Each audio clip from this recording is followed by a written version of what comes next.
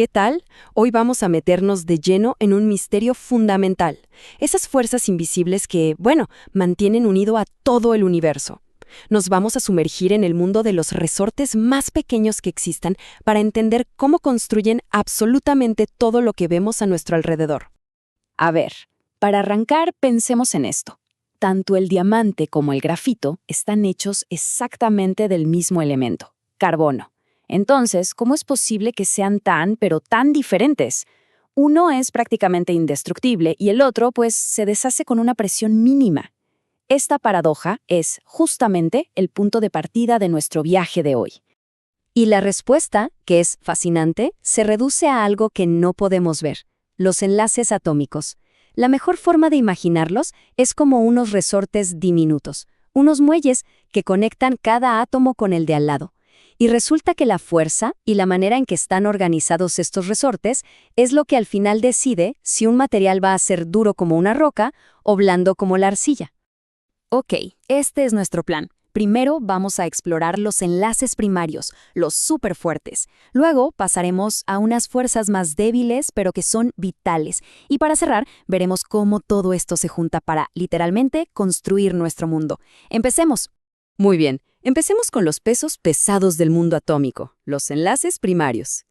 Hablamos de una fuerza brutal.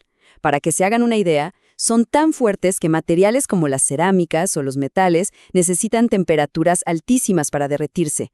A veces estamos hablando de más de 3000 grados Celsius. ¡Una locura! Ahora, para que dos átomos formen uno de estos enlaces, tienen que encontrar, su punto ideal. Piénsenlo. Si están muy lejos, la atracción es casi nula. Pero si se acercan demasiado, ¡pum!, empiezan a repelerse con fuerza. Así que tienen que encontrar ese equilibrio perfecto, ese punto dulce. Y este gráfico lo muestra perfecto. Fíjense en la curva. Esa es la energía. A medida que los átomos se van acercando, la atracción hace que su energía baje, se vuelven más estables, más cómodos. Pero ¿qué pasa si se pasan y se acercan demasiado? La repulsión entra en juego y la energía se dispara hacia arriba. Ese punto más bajo de la curva, el fondo del valle que ven ahí, ese es el famoso R0. Es la distancia perfecta, el punto de máxima estabilidad.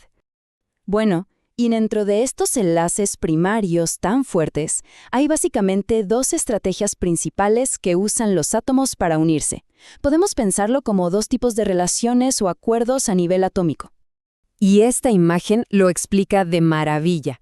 A la izquierda tenemos el enlace iónico, como en la sal de mesa. Es una relación de toma y daca. El sodio le regala un electrón al cloro. Entonces, uno queda con carga positiva, el otro con carga negativa, y claro, se atraen como imanes. A la derecha, en cambio, está el enlace covalente.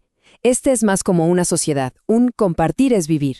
Los átomos de hidrógeno comparten sus electrones, los ponen en común y eso los mantiene unidos. Dos métodos muy distintos, pero con el mismo resultado, un enlace súper fuerte. Y aquí, atención, volvemos a la pregunta del principio sobre el diamante. La clave de su dureza está justo aquí, en sus enlaces covalentes. Porque no solo son fuertes, es que además son muy exigentes con la dirección. Son direccionales. Los electrones que se comparten no andan por cualquier lado, ¿no? Ocupan lugares muy específicos, como apuntando a las esquinas de una pirámide. Y esta estructura tridimensional, súper rígida, es como un andamio atómico perfecto. Eso es lo que le da esa resistencia sin igual. Bueno, ya vimos dos. Pasemos al tercer tipo de enlace primario. Este es el que explica por qué un cable de cobre conduce la electricidad o por qué podemos moldear una lámina de aluminio. Estamos hablando, por supuesto, del enlace metálico. Y esta idea es increíble. En los metales pasa algo único. En vez de regalar o compartir electrones con un vecino específico, los átomos metálicos como que los liberan, los sueltan a un mar común. Imaginen un montón de iones positivos flotando en un mar de electrones que se mueve libremente por todas partes. Este mar de electrones es la clave de todo. Es lo que permite que la electricidad y el calor fluyan tan fácil, y también es la razón por la que podemos doblarlos sin que se partan. Ok, hasta ahora hemos hablado de los gigantes, ¿no? Los enlaces primarios. Pero ahora vamos a conocer a los héroes silenciosos de esta historia, los enlaces secundarios. Son muchísimo más débiles, sí, pero, y esto es clave, Sin ellos, el mundo como lo conocemos simplemente no podría existir. Piénsenlo un segundo. Sin ellos, el agua herviría a -80 grados centígrados y la vida en la Tierra, tal como la conocemos, no existiría. -80 grados. No tendríamos océanos, ni ríos, ni vida.